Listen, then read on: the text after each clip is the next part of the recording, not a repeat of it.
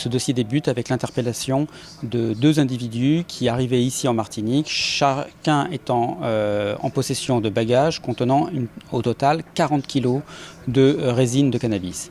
À la suite de cela, la juridiction interrégionale spécialisée, la JIRS, donc de Fort-de-France, se saisit du dossier et confie les investigations à l'antenne Ocertis. Ici, les investigations démontrent qu'il y a un lien entre ces différentes mules et un lien qui permet de remonter sur un réseau qui est structuré, un réseau qui est organisé, et de telle sorte que le 15 janvier, il est décidé de procéder à une vaste opération à l'issue de laquelle au total 7 personnes ont pu être interpellées, et parmi ces 7 personnes interpellées, nous avons à la fois quelques personnes qui avaient un rôle secondaire, mais surtout d'autres personnes qui avaient un véritable rôle d'organisation dans le cadre de ce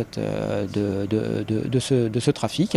Interpellations qui ont lieu d'une part en Guyane et d'autre part en métropole. On est sur un dossier un peu particulier dans le sens où on a un trafic avec 2 produits, résine de cannabis et cocaïne, des mouvements donc de cocaïne depuis la Guyane vers la métropole et des mouvements de résine de cannabis depuis la métropole vers le territoire des Antilles. Et le tout commandité par un même gang et par un même donneur d'ordre.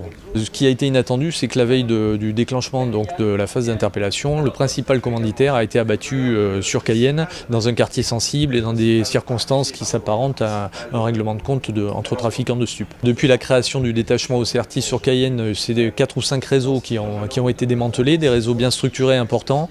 Je suis très fier du travail des enquêteurs parce qu'ils arrivent d'une part à absorber le volume des passeurs qui sont interceptés à l'aéroport et qui sont traités après judiciairement par le détachement. On parle quand même de 365 mules qui ont été interceptées cette année, dont 145 incorporées.